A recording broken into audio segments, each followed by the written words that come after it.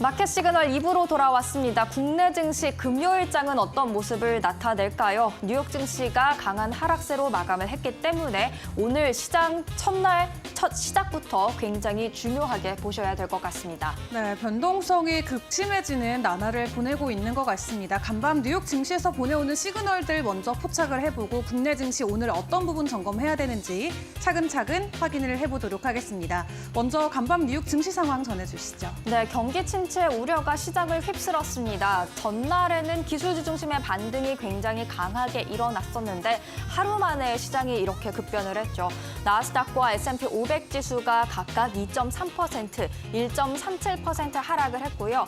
가치주 중심의 다우 지수도 1.21% 내렸습니다. 경기 침체 우려가 시장에 들이닥칠 때면 중소형주도 살아남지 못하겠죠. 오히려 더 큰 타격을 입을 수가 있는데요. 러셀 2000은 3% 넘게 하락하는 모습들이었습니다. 경기 침체 우려를 자극했던 건 바로 이 두 가지 지표가 되겠습니다. 고용시장 계속해서 식고 있다는 시그널들 나오고 있고요. 그리고 ISM 제조업 지수가 4개월 연속 50 아래 위축 국면을 유지하면서 지금 제조업 경기가 위축되고 있음을 시사했습니다. 그렇게 지금 시장이 경기 침체 우려에 휩쓸어진 가운데 투자자들은 안전자산을 찾아서 떠났습니다. 안전자산 하면 일단 국채를 봐야겠죠. 10년물 국채금리 올해 2월 이후 처음으로 4% 아래로 내려오는 모습 확인할 수가 있었고요. 2년물 국채금리도 4.1%대로 내려왔습니다. 그리고 안전자산이라고 하면 금을 빼놓을 수가 없겠죠. 금 선물도 오름세를 보이는 모습들이었습니다. 반면 이렇게 투자자들이 안전자산을 찾아 떠나니까 주식시장은 빨갛게 물들었습니다. 히트맵을 통해서 함께 보시죠. 대체적으로 강한 빨강을 나타내는 그런 강한 하락세를 보인 종목들이 참 많았는데요. 대형주도 메탈을 제외하고는 전부 다 빨간색으로 물이 들었고요. 특히 이 엔비디아를 중심으로 반도체 관련주 이날 강한 하락세를 보였습니다. 엔비디아가 6% 넘게, 브로드컴, AMD 8% 넘게, 퀄컴 9%대, 마이크론도 7%대 하락률을 기록을 했는데요.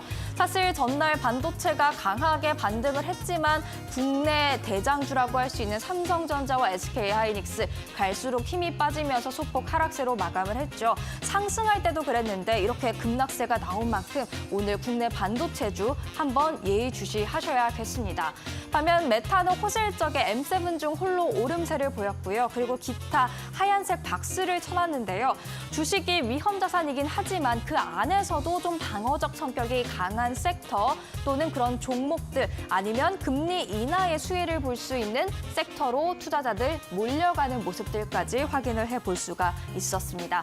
그렇다면 장 마감 후에 나온 애플, 아마존, 인텔의 실적은 어떨까요? 사실 정규 거래에서 좀 부진한 흐름이 있었던 만큼 이들이라도 좀 정말 좋은 실적을 내줘서 시장을 다시 한번 좀 환기시켜주는 그런 역할을 했으면 좋겠습니다만 조금은 아쉬운 부분들이 있었습니다. 일단 애플은 그래도 2분기 호실적을 기록했습니다. 매출과 주당 순이익 모두 예상치보다 높게 나왔고요.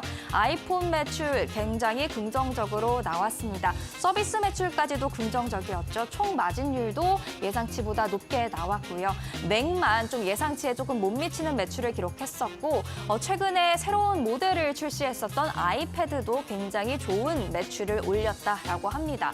하지만 지금 시장 분위기의 편승에서일까요? 아니면 AI 인텔리전스에 대한 그런 자신감을 팀 쿡 애플 CEO가 보이지 않았기 때문일까요? 시간을 거래에서는 하락세를 또 나타내는 모습들 나왔습니다. 실적 발표 이후에는 좀 오름세를 보였는데요. 하락했다가 그래도 지금은 0.6% 강세로 또다시 돌아섰네요. 시간을 거래에서도 변동성을 보이고 있다는 점 보시면 될 것 같습니다. 아마존의 실적도 한번 체크해 보겠습니다. 아마존 매출이 좀 실망스러웠습니다. 1,479억 달러 정도로 예상치를 하회하는 모습들이 나왔죠. 그럼에도 주당 순이익은 긍정적으로 나왔습니다. 아마존 웹 서비스도 매출이 긍정적으로 나왔습니다. 전년 동기 대비 19% 2% 오름세를 보였다라고 하는데요. 하지만 그럼에도 아쉬운 부분을 찾자면 경쟁사인 마이크로소프트 또는 구글보다 지금 성장세가 좀 약하다라는 부분을 시장은 주목을 한 것 같습니다. 한편 매출이 부진하게 나온 이유 아마존 CEO가 설명을 했는데 테무나 쉬인 등 중국의 이커머스가 공격적으로 나오고 있다라는 점도 있고요. 그리고 아무래도 소비자들이 지갑을 닫다 보니까 판매 단가가 매우 낮아졌다라는 이야기들도 하고 있습니다. 시간외 거래에서 어떤 움직임이 있는지 한번 체크해 보시죠. 시간외 거래에서 현재 아마존의 주가 5% 넘는 하락세 계속해서 유지하고 있습니다. 그리고 문제는 인텔입니다. 정규 거래에서 반도체 이미 많이 흔들렸는데 인텔이 추가 흔들림을 줄 것 같습니다. 매출, 주당 순이익 모두 예상치 하회했고요. 클라이언트 컴퓨팅 그룹, 데이터 센터 AI 이 부분도 모두 다 시장 예상치를 소폭 또는 좀 많이 하회하는 모습들이었습니다. 게다가 투자자들이 가장 실망할 수 있는 부분들이죠. 4분기에 배당금 없다라고 선언을 했습니다. 시간외 거래에서 급락세 보이고 있는데요. 얼만큼 떨어지고 있는지 이어서 확인을 해보도록 하겠습니다. 인텔 시간외 거래에서 현재 20% 가까이 더욱더 하락폭을 늘려가는 모습들입니다. 인텔이 이렇게 시간외 거래에서 부진한 모습을 보이니까 국내 반도체주 오늘 더 예의주시하셔야 될 것 같습니다. 그렇다면 애널리스트가 주목한 종목, 고민하고 있는 종목이 있다면 어떤 게 있을까요? 일단 실적 발표 전날 장 마감 후에 발표했던 메타, AMD, 퀄컴 준비해 봤는데요. 긍정적으로 평가하고 있습니다. 메타 비중 확대 의견을 냈는데 디지털 광고 분야 잘 실행하고 있다라는 평가를 내렸습니다. 아마존에서 광고 매출이 시장 예상치보다 조금 하회했었는데 메타는 광고 매출 잘 끌어들이고 있다라는 이야기고요. AMD, 뱅크 오브 아메리카가 매수 의견을 주시했는데 반도체의 메가 트렌드에 잘 노출돼 있다라는 의견입니다. 퀄컴도 마찬가지로 아웃퍼폼 의견 받았습니다. 전반적으로 좋고 또 AI 핸드폰에 따른 기대감이 있다라는 설명까지 덧붙였습니다. 이 외에도 좀 주목할 만한 종목이 있는지 제가 찾아봤는데요. 고민이 된다면 이런 종목들은 어떨까요? 일단 아마존, 울프 리서치가 알파 리스트에 추가를 하는 모습들이었습니다. 클라우드 성장, AI 훈풍 등으로 유의미한 마진 확대가 기대된다라는 이야기를 제시했고요. 달러 제너럴 강력 추천 리스트에 추가를 했습니다. 달러 제너럴은 경기 침체 시기에도 그래도 소비가 꾸준히 유지될 수 있는 그런 다이소 같은 기업이 되겠습니다. 방어적 성격의 턴어라운드 스토리가 나타날 것이다라고 설명을 했고요. SC는 같은 소매 유통업체긴 한데 아마존과의 좀 차이점을 굳이 꼽자면 핸드메이드, 좀 특이한 상품, 필수적으로 사지 않아도 되는 제품들을 파는 그런 플랫폼이 되겠습니다.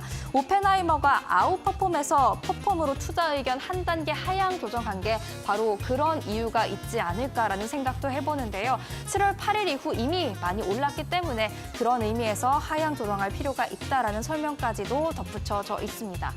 경기 침체가 시장을 휩쓸었습니다. 경기 침체 우려가 계속해서 시장을 자극할지 7월 고용 보고서 꼭 체크를 해보셔야겠습니다. 국내 증시 이슈도 이어서 점검해 보겠습니다.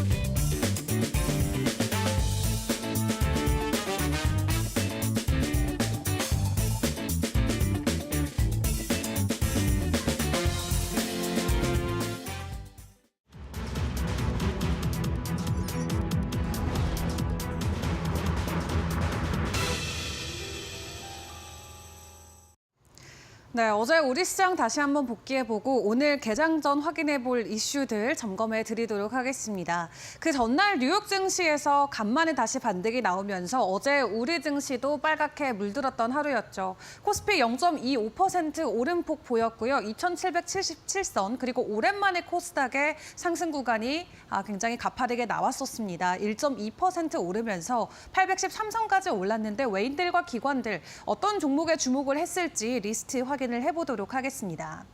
그 전날에 엔비디아가 13%의 불기득을 보여줬지만 그럼에도 불구하고 어제 코스피 상위 종목 안에서의 반도체 관련주들은 찾아볼 수 없었습니다. 오히려 실적과 관련해서 조선주라던가 최근 하나그룹주들의 실적 잇따라 발표가 됐었는데 긍정적인 상승 흐름이 있었던 방산주, 조선주 위주로 매수 물량이 나왔던 모습 확인을 해볼 수 있겠고요. 그리고 코스닥 쪽에서는 넥슨게임즈가 1위를 차지를 했습니다. 신작 굉장히 긍정적으로 해외에서도 반응이 좋다라는 말 여러 번 드렸었는데 거기에 추가적으로 기존에 있었던 구작까지 다시 한번 역주행하면서 더블 호재가 나오고 있는 넥슨게임즈. 어제 외국인들의 큰 관심을 받았던 종목으로 올라서기도 했고요. 그 외에 화장품 관련주들도 여전히 상위권에 이름을 위치하고 있습니다. 기관들 쪽 상황도 함께 확인을 해볼까요? 기관 쪽을 보더라도 하나그룹주들의 종목들 확인을 해보실 수 있겠는데요. 하나오션과 하나솔루션이 4위와 5위에 이름을 올리고 있고 에코프로비엠이 어제 기관 쪽에서는 1위권에 이름을 올렸습니다. 다만 최근 알테오젠과 같은 바이오주들의 가격이 급등하면서 어제 장중 한때 에코프로 그룹주와 알테오젠의 시총이 바뀌는 순간도 포착이 되기도 했었는데 오늘 시장에서 2차 전지주들 추가적으로 힘을 내줄지 지켜보시는 것도 좋겠고요. 어제 섹터 단으로 움직였던 이슈들도 정리를 해보도록 하겠습니다.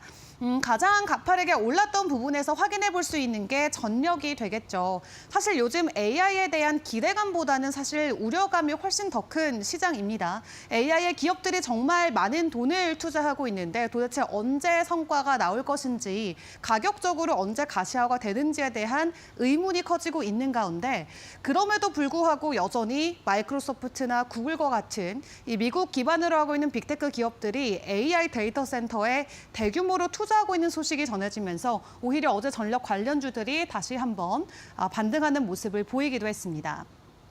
그리고 최근에 구리의 가격 상승도 전반적으로 전력 관련주들의 힘이 되어주기도 했고요. 그리고 어제 국내 이슈긴 했습니다만 산업부에서 폭염이 계속 지속돼서 다음 한 주 동안 최대 전력 수요가 예상된다라는 예상치도 공유가 됐는데요. 여러 가지 이슈들이 맞물리면서 오랜만에 전력 관련주들 두 자릿수 이상의 강한 상승을 보이기도 했습니다. 그리고 티맵프 사태가 계속 지속이 되고 있죠. 어제 한 차례 좀 기대감이 나왔던 부분이 알리익스프레스가 위메프를 인수할 수도 있다라는 소식이었습니다. 다만 알리익스프레스 코리아 본사 쪽에서 바로 인수설 부인을 했고요. 그렇기 때문에 쿠팡이나 네이버 등 지금 티맵프에 반대되는 수혜주로 부각되고 있는 종목들이 지속적인 가격 상승을 보이기도 했습니다. 모비데이즈 같은 경우는 티맵프 관련주로도 분리될 수 있겠지만 어제 메타 실적 발표 이후에 메타 관련주들 국내장에서 또 가격 상승이 나오기도 했는데요. 모비데이즈는 메타와도 연관이 있는 만큼 추가적인 가격 수혜를 받았던 것으로 풀이해볼 수 있겠습니다. 그리고 신재생 에너지, 태양광이나 그리고 풍력 관련주들 어제 약간의 움직임이 나왔는데 미국 안에서 지금 해리스 부통령의 지지율 트럼프 후보보다 더 우위에 있다라는 여러 여론조사의 결과들이 많이 나오고 있습니다. 그리고 파월 의장의 금리 인하와 관련된 여러 가지 시그널들이 포착이 되면서 오랜만에 신재생 쪽으로도 자금 순환이 들어갔던 모습 확인을 해보실 수 있겠고요. 오늘 국내장 개장하기 전에 또 추가적으로 확인해볼 것들은 어떤 것들이 있는지도 체크를 해보도록 하겠습니다. 어제는 메타의 실적을 이 시간 확인을 해봤는데 오늘은 애플의 실적 보도록 하겠습니다.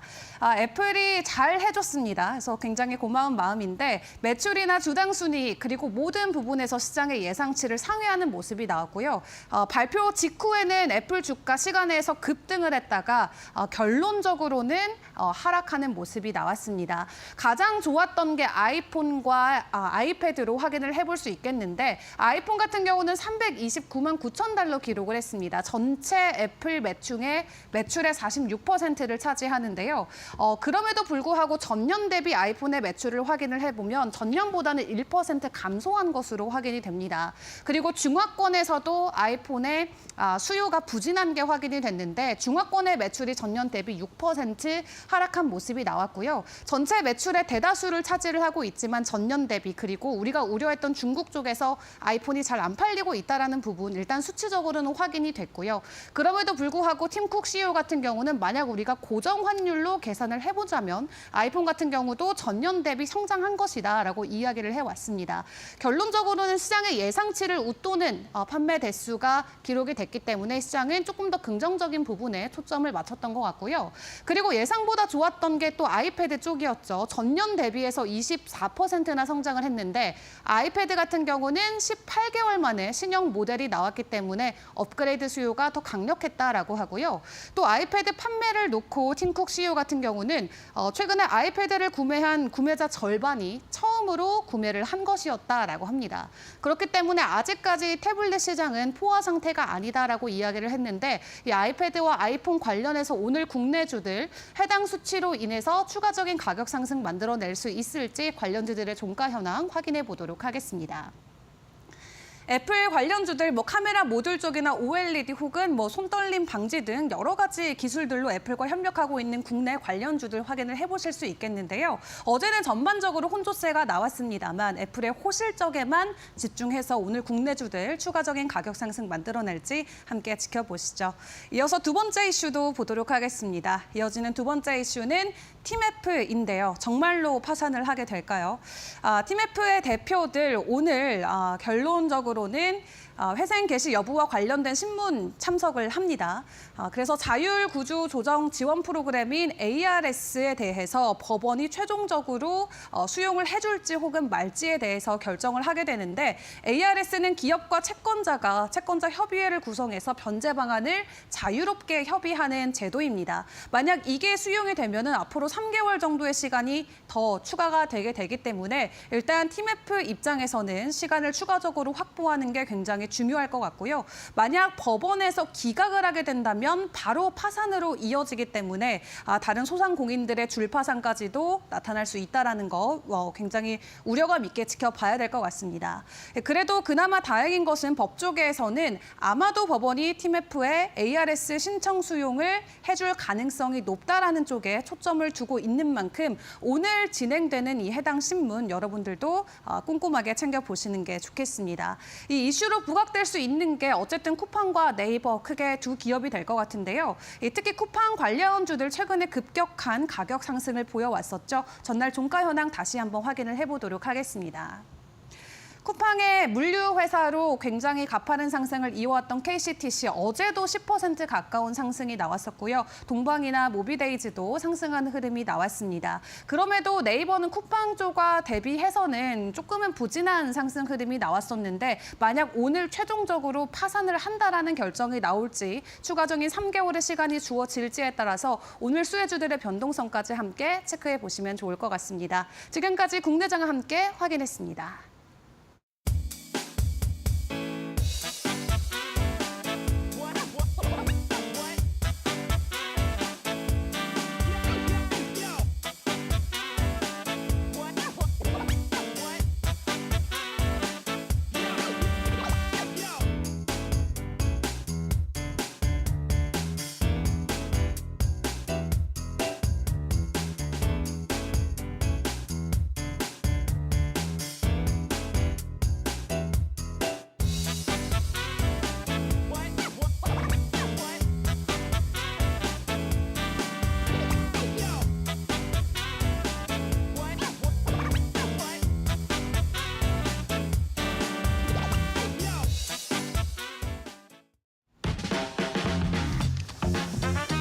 네, 여러분 안녕하십니까. 8월 2일 금요일입니다. 오늘도 새벽부터 아침부터 아주 푹푹 찝니다. 건강관리 잘 하시길 바라겠습니다. 자, 오늘 이데일리 TV 뉴스 브리핑 시작을 합니다. 삼성개미, 삼성전자 개인 투자자죠. 어느 장단에 맞추리요? 예, 사실은 삼성전자 굉장히 전망을 좋게 볼 것 같은데 여의도에서 삼성전자에 대한 향후 전망에 대해서 좀 엇갈리는 얘기들이 나오고 있어서 오늘 그 얘기를 좀 해보도록 하겠습니다. 삼성전자의 목표 주가 잠시 후에 표로 보여드리겠습니다. 목표 주가가 이제 올라가는 데가 보통 있을 것 같은데요. 표에서 보시는 것처럼 증권사들의 목표 주가가 상향한 데도 있고 하향한 데도 있습니다. 그리고 유지하는 데가 전반적으로 많고요. 앞으로 증권사들 목표 주가 삼성전자는 거의 대부분 다 다루니까 수십 개가 쏟아져 나오겠습니다만 일단 상향한 KB증권 같은 경우는 12만 원, 13만 원으로 그다음에 하향한 하이투자증권 같은 경우는 10만 1,000원에서 9만 7천 원으로 내렸죠. 그다음에 IBK, 한국투자, 하나증권, 키움증권 등은 대부분 12만 원 정도에서 유지를 하고 있는 모습입니다. IBK증권이 11만 원으로 비교적 좀 딴 데보다 좀 낮은 편이죠. KB증권이 상향한 이유는 역시 HBM 이슈입니다.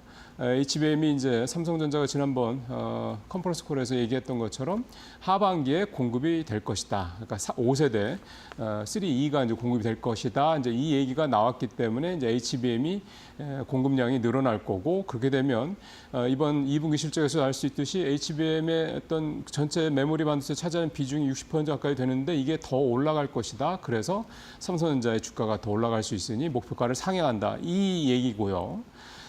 지금 하이투자증권이 이제 내렸던 이유는 사실 HBM까지는 똑같습니다. HBM에 대한 공급이 이제 거의 사실상 확정된 부분에 대해서는 긍정적이다. 다만 이게 뭘 의미하는 거냐라는 부분에 대해서 하이투자증권은 주목을 하고 있습니다. 무슨 얘기냐면 결국 삼성전자의 HBM까지 엔비디아에 납품을 한다. 그럼 엔비디아에 납품하는 데가 이제 3사가 다 납품하는 거죠. TSMC에다 마이크론 테크놀로지까지.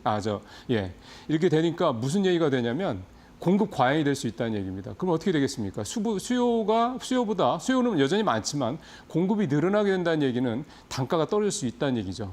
하이투자증권은 여기에 주목을 하고 있습니다. 그래서 목표 주가를 좀 내린 건데, 그러니까 엔비디아에 납품하는 거는 오케이, 아주 좋은데 결국은 이제 공급량이 늘어나기 때문에 삼성전자의 HBM 납품 가격이 결국은 떨어질 거고, 비단 이거는 뭐 SK하이닉스도 마찬가지가 되겠죠. 이렇게 되면 결국은 생각했던 만큼 매출이 크게 늘어나진 않을 수도 있다. 그러니까 생각했던 기대치보다 좀 낮을 수도 있다. 이제 이 점을 주목을 하고 있습니다. 그 다음에 나머지 얘기들을 좀 종합을 해보면 전체적으로 HBM에 대한 뭐 기대감들 여전히 있다, 뭐 그런 정도 얘기고요. 메모리 쪽 계속 수요가 있기 때문에 이쪽도 굉장히 매출이 괜찮을 것이다. 전체적으로 이런 얘기들이 나오기 때문에 이제 유지들이 많았고요. 한 가지 얘기를 조금 더 전부를 하면 엔비디아를 좀 더 주목을 해야 되는 얘기를 하는 증권사가 있습니다. IBK 투자증권이 그렇고 딴 데서도 이제 그런 얘기를 하는 사람들이 있는데 핵심은 엔비디아 영업이익률 지금 70% 정도 나오는데 이게 계속 유지가 될 거냐, 이게 이제 포인트다 할 거라는 거 하나 하고, 엔비디아가 이제 31일 날 실적 발표를 할 때 엔비디아의 매출, 그다음에 영업이익 이 규모가 계속해서 시장 기대치 이상으로 나올 거냐. 사실 이상으로 나와도 주가 떨어지는 판 아니겠습니까? 이제 그런 부분들 주목하라 이렇게 얘기를 하고 있습니다. 삼성전자는 참 뭔가 딱 명확하게 어떤 가이드라인을 주면 좋겠는데 시장이 그렇지 않죠. 자, 두 번째 얘기는 이제 미국 금리 인하 관련된 얘기가 되겠는데요. 잘 아시는 것처럼 이제 금리 인하 시그널을 확실하게 주어서 9월 뭐 인하 얘기는 이제 거의 뭐 더 이제 확실해지는 것 같고요. 그러면 이제 미국이 금리를 내리게 되면 우리한테 어떤 영향이 있을 것이냐, 이제 이 얘기입니다. 그래서 이제 바이오 관련주, 소프트웨어 관련주들 얘기가 나오고 있는데, 일단 우리 앞서서 미국 얘기를 보면 미국이 이제 금리 인하 시그널이 확실해진 다음에 나타났던 가장 큰 현상은 중소형주, 즉 러셀 2000을 중심으로 중소형주들이 주가가 많이 올랐죠. 그 다음에 이제 빅테크들이 뭐 오를 때도 있고 또 이런 중소형주들이 오를 때도 있고, 이렇게 계속 이제 순환매가 이제 전체로 확산이 되는 그런 모습들이 나타나고 있습니다. 그러니까 매기가 한쪽으로 쏠리는 게 아니라 주도주가 없다 보니까 이제 분산된다, 이런 얘기가 되는 거죠. 우리도 마찬가지 상황일 텐데, 그럼 우리는 이제 어느 쪽으로 매기가 시장에 에너지가 갈 거냐? 바이오, 소프트웨어 이런 종목들, 그 다음에 IT, 하드웨어 뭐 이런 얘기들을 지금 증권사들이 지금 전망을 하고 있습니다. 바이오는 사실은 이미 좀 많이 오르고 있다고 봐야 됩니다. 7월 들어서 가장 핫한 어떻게 보면 섹터가 바이오거든요. 주가도 많이 오르고 있고 주가가 꾸준히 오르고 있는 종목들이 일단 많이 늘어나고 있습니다. 한미약품, SK바이오팜. 상대적으로 한미약품이나 SK바이오팜은 지난 7월 지난달에 상대적으로 그렇게 많이 오르지는 않았던 그런 종목들인데, 한미약품 같은 경우는 비만 치료제 이슈가 좀 있죠. SK바이오팜도 좀 그렇고요. 그래서 어쨌든 이런 주가 흐름들이 더 이제 뚫고 올라갈 수 있을 거다, 이렇게 볼 수가 있는 거고요. 그다음에 IT 하드웨어 쪽에서는 이수페타시사라는 종목의 얘기가 좀 나왔습니다. 인공지능 가속기형 고다기층 기판을 만드는 회사인데, 아무래도 AI 쪽이다 보니까 수요가 늘어나고 있는 부분, 이런 부분들이 하반기에 좀 반영이 될 거다는 얘기가 되겠고, 그다음에 소프트웨어 쪽에서는 게임주, 크래프톤 얘기를 좀 했습니다. 크래프톤은 어제 저희 아침에 이대훈련 파트너가 이렇게 추천했던 종목이기도 한데, 게임주 중에서 사실 거의 유일하게 올해 내내 꾸준한 상승 흐름을 보여주고 있는 그런 종목입니다. 어찌 보면 삼성전자나 SK하이닉스랑 이 크래프톤의 이 차트를 보면 뭐가 반도체주 주고 뭐가 게임주인지 모를 정도로 굉장히 비슷한 궤적을 만들어내고 있거든요. 그러니까 그만큼 우상향을 굉장히 안정적으로 하고 있다. 투자자들이 꾸준히 사고 있다. 특히 외국인들이 좀 많이 사고 있고 이런 점들이 반영이 되고 있어서 이런 주들 전체적으로 보면 상반기에 비해서 많이 소외됐던 이런 종목들이다. 이런 점들의 공통점이 있다는 거 좀 참고하시길 바라겠습니다. 바이오는 그동안에 좀 올랐던 거 한번 감안하시면서 생각을 하셔야 됩니다. 자, 미국이 금리를 인하하면 이제 우리도 금리를 인하해야 되는 거 아니냐. 사실 또 이런 식으로 또 연계가 되죠. 우리 시장에서 한국은행은 10월쯤에 금리를 내리지 않겠냐. 그러니까 9월에 연준이 금리를 내리고 난 다음에 한 달 뒤에 10월에 우리는 금리를 내리지 않겠냐. 이런 얘기가 좀 나오고 있습니다. 특히 연준에서 뭐 금리를 올해 안에 3번을 내릴 것이다라는 전망들이 계속 또 좀 나오고 있지 않습니까? 뭐 그에 대한 가능성 여부를 차치하고 그렇게 되면 이제 우리도 뭐 금리를 뭐 10월 한 번이 아니라 한두 번 더 내릴 수 있지 않겠냐. 이렇게 또 얘기가 나올 수 있을 것 같다는 생각도 좀 들고요. 전체적으로 지금 우리 금리 상황에서 물가, 그러니까 우리도 인플레는 굉장히 목표치에 좀 가까이 오고 있고요. 2.8%까지 내려왔으니까. 이제 중요한 거는 지금 우리가 금리를 내렸을 때 나타나는 한국 경제에 대한 영향 이 부분을 봤을 때 과연 가능할 거냐. 왜냐하면 집값하고 가계대출 이 두 가지 때문입니다. 지금 가계대출하고 이 집값이 맞물려서 지금 다시 2021년 후반대 분위기로 좀 돌아가고 있습니다. 그때는 뭐 연끌 얘기가 너무 흔했고 연끌 안 하면 벼락거지 된다는 얘기가 나올 정도로 시장 상황이 그렇게 쏠려갔었습니다. 물론 그리고 나서 몇 달 뒤에 이제 꺾이기 시작했지만요.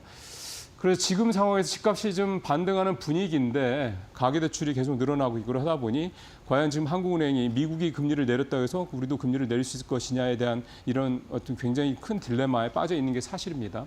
그리고 지난달까지의 한국은행의 그 스탠스도 가계부채, 그다음에 집값 문제 이 두 부분이 이 금리와 관련해서 가장 큰 변수다라고 얘기를 했었고요. 그래서 한국은행이 이 부분을 어떻게 받아들일지 이제 앞으로 얘기 계속 나오게 되겠습니다만 결국은 집값과 가계대출 문제가 변수다.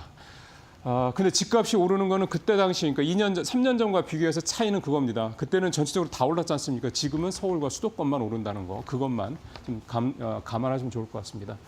자, 엔화는 역시 예상대로 엔달러 환율 큰 폭으로 떨어지고 있습니다. 어제 장중 148엔대까지 떨어졌다가 149엔대로 마감된 뒤에 오늘 새벽에는 이제 150엔대까지 다시 회복하는 그런 모습으로 마감이 됐습니다.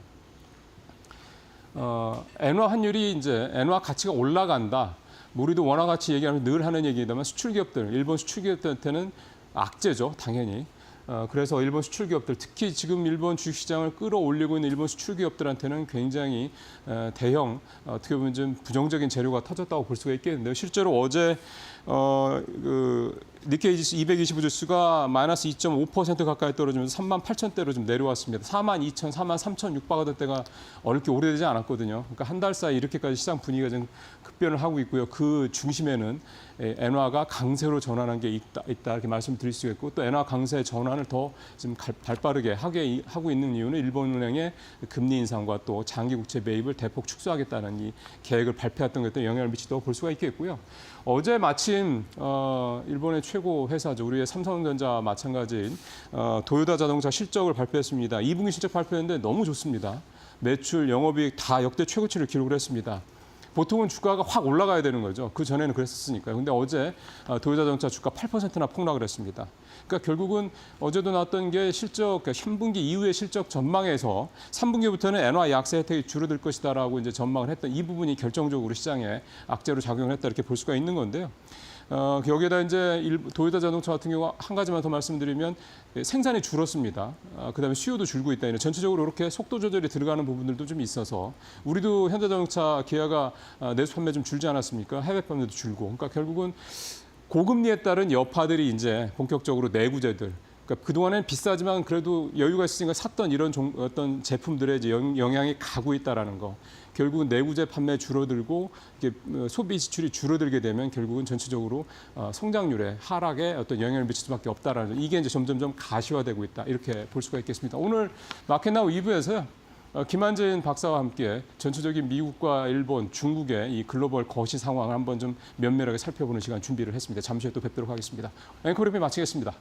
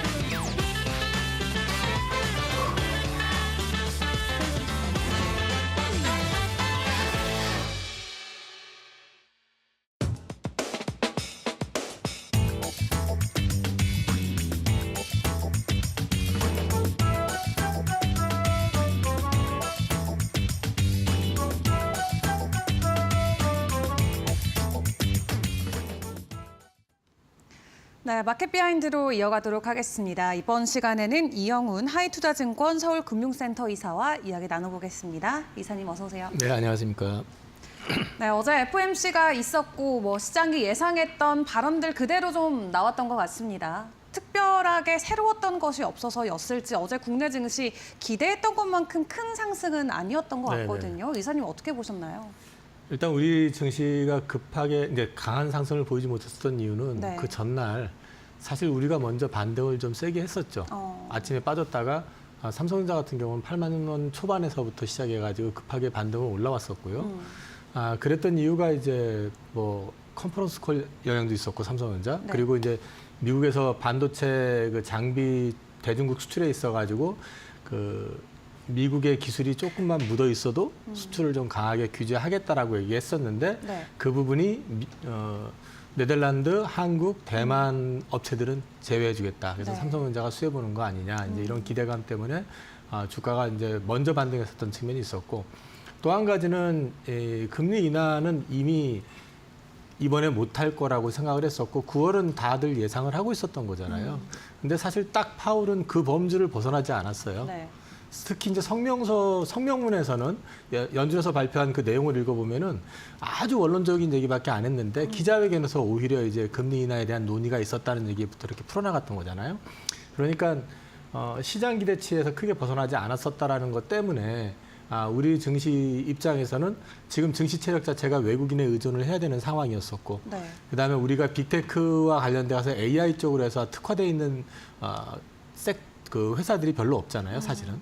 이제 그런 것들이 이제 맞물려 가지고 우리는 좀 상대적으로 덜 영향을 받았고 또 거꾸로 보시면 일본 엔화가 지금 강세로 지금 반전이 됐잖아요. 오늘도 그렇지만은 그러면 이제 이런 것들이 반대로 한국 증시의 하방 리스크는 좀 제어해주는 반면에 상방에 대한 부분 역시도 일정 부분은 좀 잡아놓는 그런 그림이 될 것 같아요. 네, 그 전날에 먼저 더 급등했던 부분이 있었기 때문에 어제 등락이 그렇게 크진 않았다 말씀해 주셨는데 그럼 오늘처럼 미국 증시가 경제 지표에 집중해서 급락하는 하루를 보냈잖아요. 오늘 국내 증시에도 영향이 있겠죠? 이건 당연히 급락하면 영향을 주겠지만 그렇다고 해가지고 미국도 사실은 근데 이렇게 뚜껑을 열어보면 네. 반도체 빅테크 빼고는 또 그렇게 심하게 빠진 건 없어요. 그러니까 이게 뭐냐면 경기 침체 리스크, 네. 후퇴에 대한 우려거든요. 그러니까 오늘 새벽에 발표났던 그 미국 증시 지표를 보면 ISM 제조 PMI가 네. 예상치를 지금 하회했고 이게 이제 계속해서 4개월 연속으로 빠지는 그림이 나오다 보니까 경기 침체 시그널이 확실하네. 여기에다가 신규 실업 청구 건수가 또 예상치 최근 몇 년 사이에 또 가장 큰 수가 나오면서 높아져 버렸거든. 이런 것들이 보면은 이 앞에서 나왔던 숫자를 보면 고용 비용 지수도 줄어버렸기 때문에 인플레 리스크도 줄었고 네. PCE 역시 2.5 정도 나왔었고 네. 뭐 여러 제반 지표들이 사실 7월에 금리 인하를 선제적으로 하면서 이거는 보험성이다라는 걸 시장하고 소통을 했어야 되는데 그동안 그거에 대해서 일체 힌트를 주지 않다가 만약에 어저께 전격적으로 금리 인하했다. 그럼 또 그거 핑계대고 거봐 얘들 경기 침체 시그널 봤어 하고 또 폭락했을 거라고요. 그쵸. 그러니까 선택의 폭이 별로 없었다는 거죠. 그러니까 사실 시장하고 소통해서 연준이 미리 좀 7월 금리 인하에 대한 시그널을 줬었어야 된다는 게 여전히 제 개인적인 생각이에요. 이렇게 자꾸 얘기하고 다니면 제가 7월 그 금리 인하 예상했던 거 틀렸다는 거 박제하는 거밖에 안 되지만 네. 경기는 센티라고 하잖아요. 심리적인 게 되게 강하기 때문에 네. 지표들 때문에 이제 되게 불안해하는 거고 또 시간 내에서 보니까 인텔이 또 여전히 그 미국 동네 바보형 짓을 해가지고 지금 네. 거의 20% 가까이 빠지는 그림. 그렇게 되면 이제 오늘 밤에 이제 그 비농업 고용지수, 네. 고용자 수라든지 이제 실업률 관련된 부분이 이제 남아 있는데 여기서 시장 기대치 수준 이상은 나와줘야지. 이게 만약에 더 빠지면 진짜 경기 침체인가 봐라고 또 그쵸. 이제 겁을 먹을 수도 있겠죠. 네. 이제 그런 부분들이 시장에 작용을 할 거기 때문에 우리도 어차피 이번에는 좀 영향을 받아서 빠지기는 하겠지만 저 개인적인 생각은 아직까지 경기 침체를 확정하기는 좀 이르다고 생각하고 있기 때문에 그 노이즈에서 하락을 하더라도 우리나라 지수로 얘기를 한다고 그러면 2,700에서 빠진다 해도 크게 빠지진 않을 것 같아요. 저는요. 알겠습니다. 오늘 뭐 PMI나 신규 실업 수당 청구 건수를 통해서 미국의 경제가 흔들리고 있다라는 지표 확인하긴 했습니다만 그럼에도 미국 경제 우려로 인해서 우리 국내 증시 2,700선까지 흔들리진 않을 것 같다 말씀을 해주셨고 그렇다면 국내 이제 이슈 단으로 좀 넘어가서 이야기를 나눠보도록 할 텐데요. 엔비디아가 13%가 급등했다가 오늘은 또 7% 급락하고 정말 롤러코스터 같은 주가 흐름이 나오고 있는데 상반기에 사실 우리가 엔비디아 주가에 많이 국내 반도체 주들이 의존을 했잖아요. 이런 구도가 계속 이어진다고 했을 때 저희가 좀 불안 요소를 키우지 않아도 괜찮을까요? 엔비디아 주가하고 동행성을 강하게 나타냈었던 종목은 네. 제가 보는 기준에선 두 종목이거든요. 하이닉스하고 네. 한미반도체. 삼성전자는 뭐 계속 그 한국 바보형 짓하고 있었기 때문에 그 큰 의미는 없었고 근데 네. 이제 이게 지금 경기 침체 리스크가 반영이 되는 거거든요. 그럼 경기가 침체가 된다 그러면은 AI 투자에 있어가지고 그렇게 이제 예를 들어서 100을 투자하는데 지금 1밖에 아웃풋이 나오지 않는 상황인데 네. 경기가 만약에 침체가 되게 되고 그러면 비용이 더 증가한다. 그러면 투자를 줄일 거 아니야? 이렇게 됐을 경우에는 그러면 이쪽 업체들의 실적이 성장의 기울기가 확 꺾이거나 오히려 빠진다. 그럼 주가가 과열된 거 아니야? 이렇게 될 이런 시나리오거든요, 지금. 네. 근데 이제 이 부분에 대해서는 지금 오늘 또 인텔의 주가라든지 이런 것들이 시장을 약간 또 불안하게 한 게 있기 때문에 흔들릴 수는 있지만은 저는 그 엔비디아 기준으로 봤을 때 어차피 AI의 핵심은 엔비디아이기 때문에 네. 엔비디아로 봤을 때는 계속 말씀을 드리지만은 이 바닥을 많이 빠진다고 하더라도 $100 전후에서 크게 밀리지는 않을 것 같다, 단기적으로는. 근데 이제 이게 자리를 지키고 돌아선다고 했을 때 네. 계속 말씀드리는 거는 상승의 기울기가 이전보다는 확실히 둔화될 것이다. 왜? 엔비디아 칩을 안 쓰겠다고 하는 애도 생기고 있고, 그쵸. 그다음에 이제 이런 경기 정점에 대한 노이즈가 발생을 하고 있고요. 그다음에 이제 투자 사이클로 봤을 때도 지금 엔비디아의 어떤 성장 속도나 이런 걸 놓고 보면은 피크아웃이 정상적인 경기의 후퇴가 아니고 침체가 아니라고 전제했을 때 내년 말이나 후년 정도면 어느 정도 상승률의 피크아웃이나 아니면 고점 시그널이 나올 수도 있기 때문에 네. 속도 자체는 되게 좀 완만해질 가능성이 있다. 그런데 우리나라 증시에는 그 레거시 쪽으로 봤을 때는 저는 이게 초입 국면 내지는 이제 시작하는 국면이라고 보고 있거든요. 데이터 센터의 투자가 원래 코로나 이후에 집행이 됐었어야 되는데 집행을 못했었고 네. 그 시점에서 AI가 이제 폭발을 하면서 AI용 이제 전용 데이터 센터 쪽하고 그다음에 이제 AI 쪽으로만 투자가 됐었기 때문에 레거시 쪽은 사실 지금 조금 빛을 보는 거지 작년까지 되게 어려웠잖아요. 그쵸. 근데 이제 이 부분이 계속 이제 데이터 센터 투자라든지 네. 그다음에 이제 온 디바이스 AI가 내후년 되면은 이제 그걸 실제 구동할 수 있는 애플리케이션들이 많이 출시한다고 그러면 그쪽으로 확산이 되면서 이제 디램 쪽은 캐파 증설도 거의 없는 상태에서 네. 그게 가격을 좀 유지해 줄 거기 때문에 저는 하방 리스크는 그걸로 인해서 많이 제어질 것 같다. 네. 제어될 것 같다. 그렇게 말씀드립니다. AI라는 모멘텀으로 반도체 주들 엔비디아를 중심으로 정말 가파른 상승을 보여왔고 많은 관심을 받아왔었죠. 조금 둔화되는 것 같은 모습이 최근에 포착이 되고 있는데 여기에 또 추가적으로 불을 지펴줄 수 있는 게 과연 이 미국과 중국 간의 반도체 수출 갈등이 될지도 궁금한데요. 최근에 또 이슈가 있었잖아요. 그건 뭐 그동안 계속 나왔던 얘기잖아요. 계속 그 미국이 중국에 규제한다 그러고 해왔었던 얘기이기 때문에 그리고 이번에 이제 어제 나왔던 기사 내용을 보시면은 그게 뭐였었냐면은 HBM 관련된 거였거든요. 일반 뭐 디램이나 레거시 쪽을 이제 타겟을 했던 게 아니라 HBM은 사실 그게 또 기술이 미국 기술이 들어가 있는 거기 때문에 네. 그래서 그 부분에 대해서는 저는 현 시점에서 봤을 때 중국 업체로 직접 HBM을 수출하는 거는 거의 없어요. 그러니까 이제 센티적으로 좀 눌리는 역할, 네. 그다음에 좀 확장 가능성을 좀 제한하는 그런 부분이 있을 수는 있지만 그런 게 없기 때문에 당장에는 지금 HBM 자체가 현 시점에서는 아직까지는 쇼티지이기 때문에 그게 센티적인 어떤 눌림 이상은 큰 효과는 없을 거라고 보고 있습니다. 네, AI 모멘텀만큼 강력한 반도체 전체 시장을 드라이브 해줄 수 있는 모멘텀이 되진 않을 수도 있다 파악을 해주셨고 좀 바이오 쪽으로 시각을 또 돌려보도록 하겠습니다. 어제 또 알테오젠이 에코프로 시총을 또 넘기는 그런 모습이 포착이 되기도 했는데 최근 말 그대로 뭐 각자 도생이긴 합니다만 전반적으로 굉장히 긍정적인 흐름이 나오고 있었잖아요. 네. 어떤 시각 있으실까요? 조정을 받더라도 바이오 섹터는 계속 보셔야 된다는 말씀을 드리고 있고요. 네. 일단 뭐 금리 인하 사이클에 들어서게 되면 바이오 쪽에 대해서 관심을 가질 수밖에 없죠. 네. 그러니까 바이오라고 하는 거는 대부분이 연구 개발 업체이고 그 개발을 통해 가지고 제품이 어떤 기술이나 제품이 만들어지게 되면 그걸 라이센스 아웃 해가지고 돈을 버는 구조이기 때문에 매출이 없기 때문에 항상 돈을 차입을 하거나 끌어와야 되는 입장에서 금리가 떨어지게 되면은 이제 소위 말해서 대출을 해주든 아니면 투자하는 업체 입장에서 바이오를 많이 보게 된다. 네. 두 번째는 한국만의 특징이라고 할 수 있지만 계속 말씀드리는 게 24년 이전 23년 고 이전에 그 어떤 바이오하고 한국 증시에서 네. 그 24년 이후의 바이오는 한국 증시에서 차지하는 위상이 달라질 거라는 말씀을 계속 드렸었습니다. 그게 이제 뭐냐면 24년 이후부터는 우리나라가 신약적인 그 모멘텀이 글로벌로 구체적으로 대비하는 회사들 또는 대비할 가능성이 있는 회사들이 많다라는 거고 네. 그게 신약이 지금 예를 들어 가지고 셀트리온의 진펜트라 같은 경우는 서정진 회장이 직접 영업을 하고 있는데 최대 연 매출 4조를 말씀하시고 계시거든요. 근데 우리나라에서 신약 개발한 것 중에서 매출 1,000억만 넘어가도 굉장하다라고 다들 이렇게 떠받들던 때가 있었어요. 그럼 네. 4조면은 사실은 진짜 우리나라 입장에서는 블록버스터가 되는 거고 또 한 가지 지금 이제 8월 달에 최종 FDA 승인 여부가 나올 게 이제 유한양이 이렇게 나오죠. 렉나자. 그거 존슨앤존슨에서 연 매출 5조 이상을 지금 기대하고 있거든요. 그리고 또 만약에 된다고 했을 경우 그것도 마찬가지고 그다음에 알테오젠의 키트루다 SC 제형 네. 같은 경우는 마켓 사이즈가 이번에 분기 발표 난 걸 보니까 분기당 지금 10조. 원래는 30조라고 그랬는데 이렇게 추세가 되면 40조가 됩니다. 그럼 그 시장에 SC 제형으로 신약을 만드는 거거든요. 거기에 이제 그 플랫폼을 제공을 해서 기술 수출을 한 거기 때문에 네. 그렇게 해서 돈을 많이 벌게 되면 그 회사들이 그 돈 벌어가지고 배당잔치 할 회사들은 아니라는 거죠. 바이오텍의 특징은 돈을 벌면 그걸 가지고 또 다른 파이프라인을 라이센스 인을 하는 거거든요.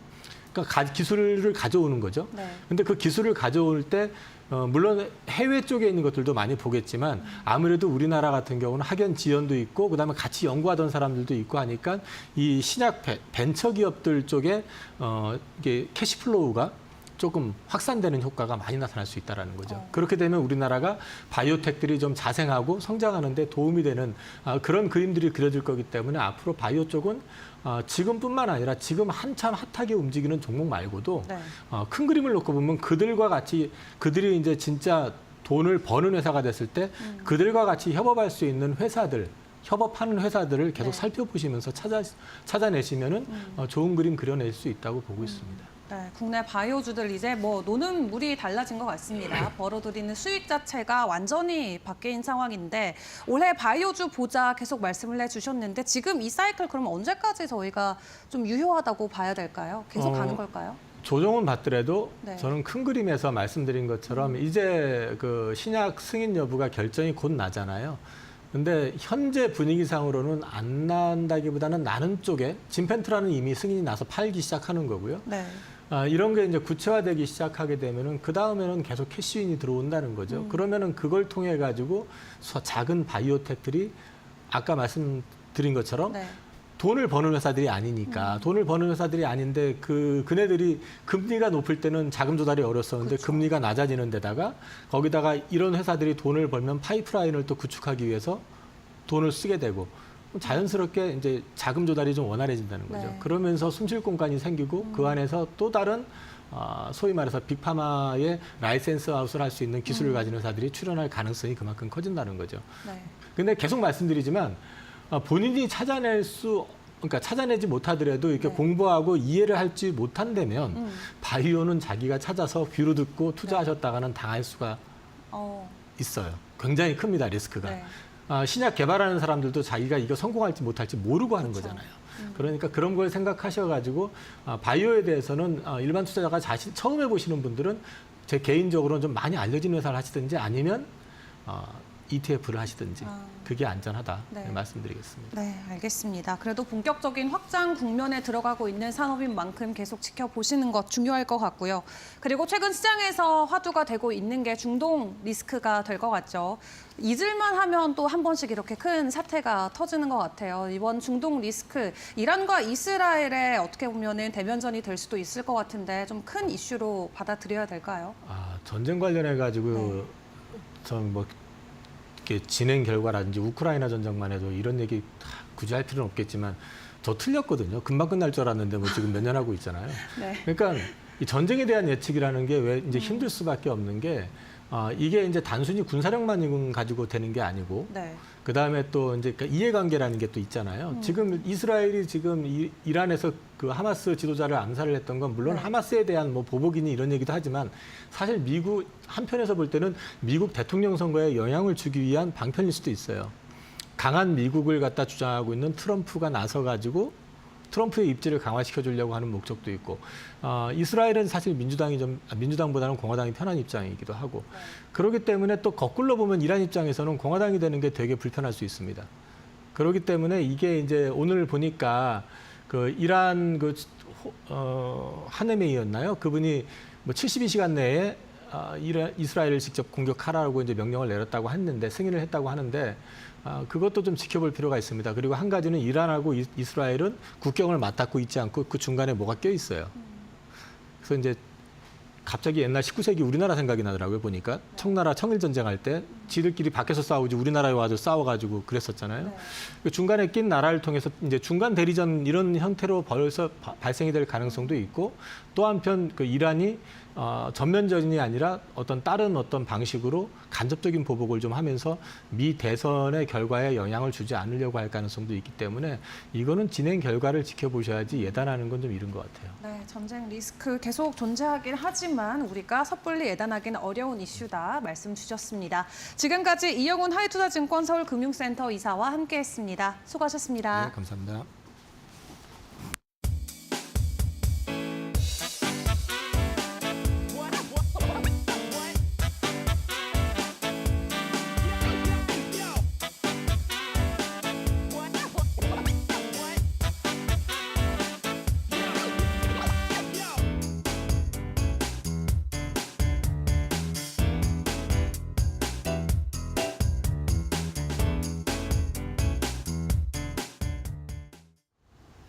정말 금리 이슈가 하루천하로 끝이 난 것 같습니다. 경기 침체 우려가 커지자 시장이 와르르 무너졌는데요. 지금 선물 시장도 보니까 하락세를 나타내고 있더라고요. 금리 인하 관련 수혜주에 주목하시는 것도 좋겠지만 안전자산도 꼭 챙겨보셔야 될 것 같습니다. 네, 최근에 금값 지속적으로 상승을 하고 있는데 또 이렇게 이번 주가 마무리가 돼 가고 있습니다. 다음 한 주는 또 어떤 이슈들이 우리 시장을 뜨겁게 불태울지 궁금한데요. 일단 오늘의 개장 상황은 이데일리 TV와 계속 함께 해보시고요. 저희는 다음 주에 다시 돌아와서 인사드리도록 하겠습니다. 오늘 저희가 준비한 소식 여기까지 함께하도록 하겠습니다. 함께해 주신 여러분 고맙습니다.